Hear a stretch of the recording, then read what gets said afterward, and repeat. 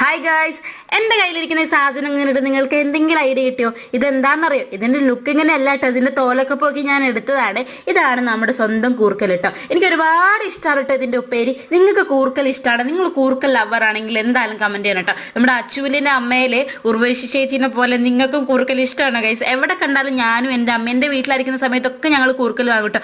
അപ്പോൾ ഈ അടുത്ത് ഞാനും ഏട്ടനും കൂടെ ഒന്ന് ടൗണിൽ പച്ചക്കറിയൊക്കെ വാങ്ങാൻ പോയപ്പോൾ അവിടെ കൂർക്കലുണ്ട്. അപ്പോൾ ഞാൻ വാങ്ങി കേട്ടോ.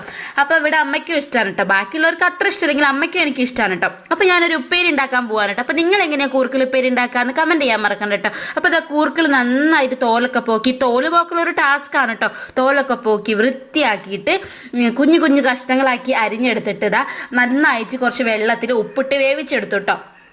എന്നിട്ട് ഞാൻ പിന്നെ അതിന് കടുകൊക്കെ പൊട്ടിച്ച് വറ്റൽമുളകും കരിവേപ്പിലും ഒക്കെ ഇട്ടിട്ട് നന്നായിട്ട് അങ്ങോട്ട് ഇളക്കി എടുത്തിട്ടോ. നമ്മുടെ ഉപ്പേരി ഇവിടെ റെഡി ആയിട്ടുണ്ട് കേട്ടോ. അപ്പൊ നിങ്ങൾക്ക് ഈ ഉപ്പേരി ഇഷ്ടമാണെങ്കിൽ കമന്റ് ചെയ്യണം. നിങ്ങൾ എങ്ങനെ ഉണ്ടാക്കാമെന്നും കമന്റ് ചെയ്യണം. അപ്പൊ